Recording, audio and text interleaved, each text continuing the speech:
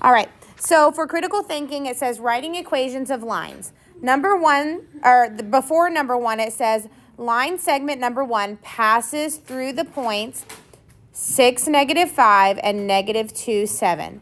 Line number two is perpendicular to line number one and passes through the midpoint of line segment one. So this is a line segment. I know it says line. It's part of a line. These two pieces are the end points of that line segment, okay? Number one says, find the equation of line number one. Well, they gave me those two endpoints, so can I use them to find the slope of the segment? Can I use that? Yes.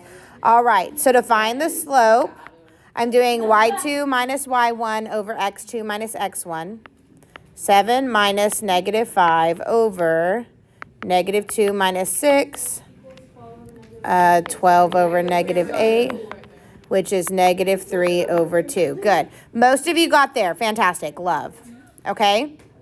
Now, I'm going to use that slope and either point. I used this one. It does not matter which point you use.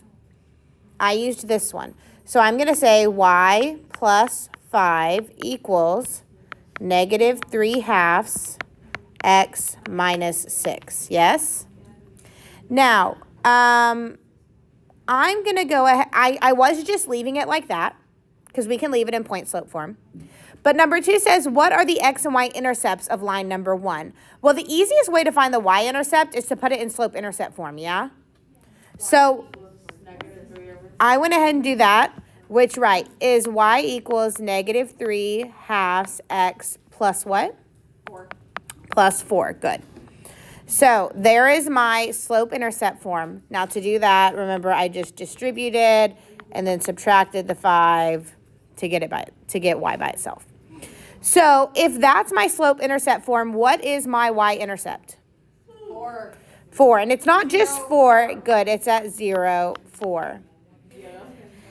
And how do I find my x-intercept?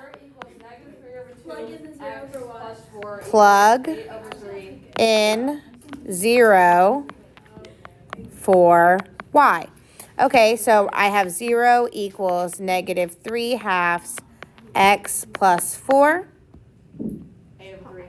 Oh. And then x equals what? 8 over 3? 8 over 3, comma 0. You could have also said 2 and 2/3. That's fine too. Okay? Now, at this point, I'm going to do some labeling. So my x-intercept is at 8/3, 0. My y-intercept is at 0, 4. Yes? Now it says, what is the area of the triangle in the first quadrant bounded by line 1 and the coordinate axes? Now that's a lot of information. First, let's talk about quadrants. So, I lost my pen. If I have a coordinate graph, what quadrant is this one? Quadrant 1. What quadrant is this one? Quadrant 2. What quadrant is this one? And then what's the last one? Okay. Is it 4? Yes. So, I'm looking at quadrant 1, meaning I'm only looking at the stuff on the positive side. Positive to the right, positive up. So that's my first bound. Bounded by line 1. So bounded by line 1. And the coordinate axes, so the x and the y axis. Okay, so we're wanting to find the area, are we listening, of this triangle. Okay, now when I did that, I said, okay, problem solving here. Well, the distance from here to my x-intercept is 8/3, yeah? And the distance from here to my y-intercept is 4. To find the area of a triangle, To find the area of a triangle, we do 1/2 base times height. My base is 8/3. My height is 4. I'm going to go ahead and put it as 4/1. 4/1. So we've got, let's see, 4 times 8 is 32. Is that right? 8/3, yeah. And then 2 times 3 is 6.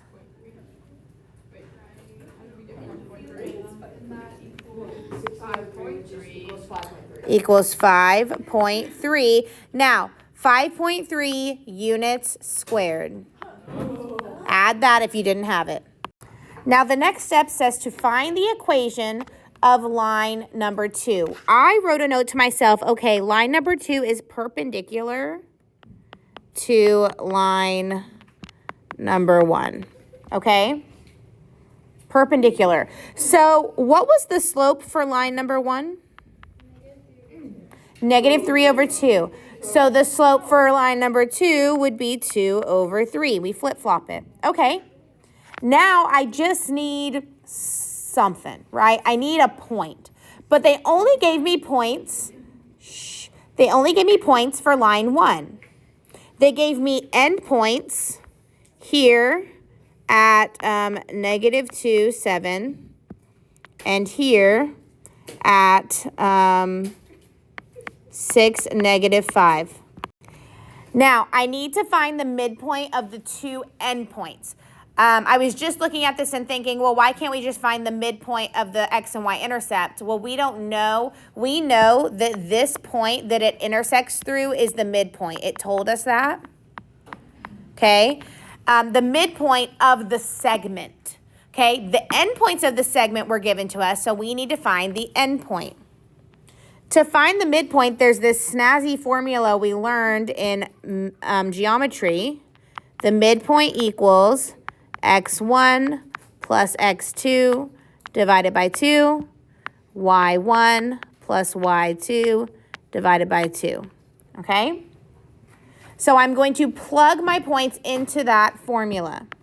I'm going to have 6 plus -2/2 and -5 plus 7 divided by 2. So you should get 2, 1 as your midpoint. And that is a point on line 2. Okay? Are we tracking? You might even want to say this is a point on line number 2. So now I have the slope and I have a point on line 2. So I'm going to use that to write the equation in point slope form. So I have y minus 1 equals 2/3 x plus, no, minus 2.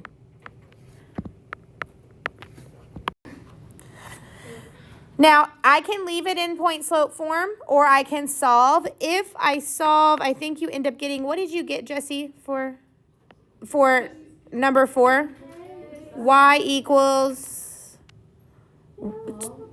2/3 x minus 1/3? Yeah, minus 1/3. So that's what it would be if you solved in point slope or in slope intercept form. Okay? Okay, number 5 says find the area of the triangle in the first quadrant bounded by line 1, line 2, and the x-axis. Okay, so I'm going to come back over here. I'm going to erase all my highlighting. Why is it not going to let me? Okay. I'm going to erase. Goodbye. All right, and now I'm going to highlight again. Now,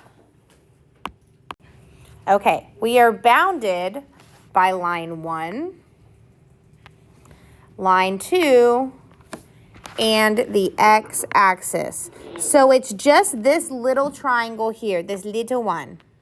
Okay? Now, line 1 is perpendicular to line 2. So it makes a 90-degree angle here, okay? Which makes, are we listening? Which makes this my base and this my height, okay? Now, I know that this point is 2, 1. I know that this point is 8/3, 0. Would you agree? Correct. Okay. Can I find the distance between those 2 points? Yes. Yes, I can. Okay. So I'm going to come down here. I'm going to find the distance between those 2 points. So,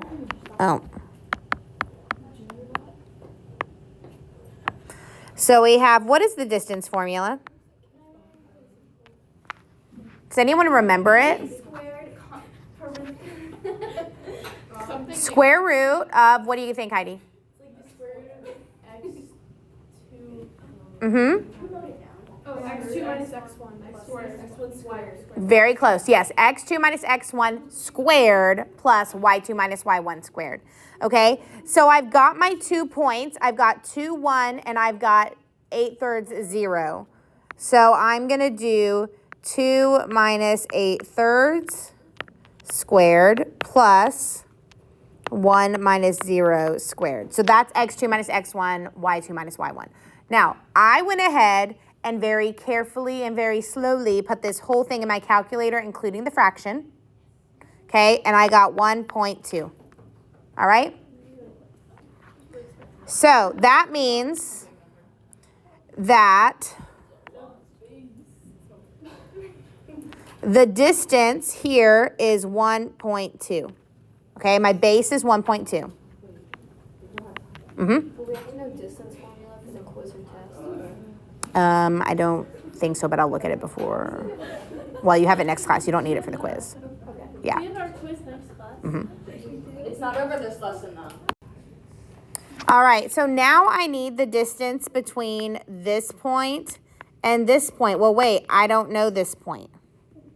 Okay, my equation of my line was y equals 2/3 x minus 1/3, right? For line 2. What is this point? What is it? It's a what? Blank, blank. X-intercept. How do I find the x-intercept when I'm given the equation? Plug in the y for 0 You plug in 0 for y. Yeah.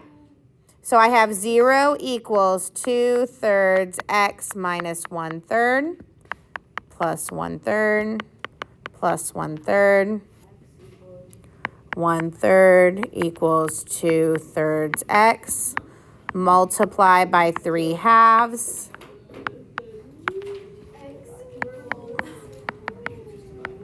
X equals 1/2. So this point is at 1.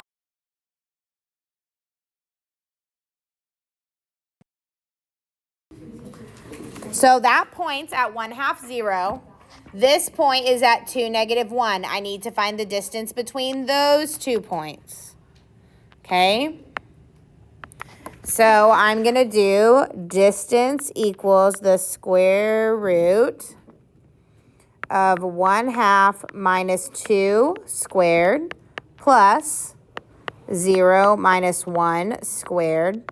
That's just doing x1 or x2 minus x1, y2 minus y1. I put that whole thing in the calculator with the fraction all at once, and I got 1.8. Now, that means this is 1.8, which is my height. So I can find, that means I'm going to find my area of my triangle by doing base times height divided by 2, or 1/2 base times height. I'm going to do 1.2 times 1.8 divided by 2, which got me 1.08 units squared. And that's your answer.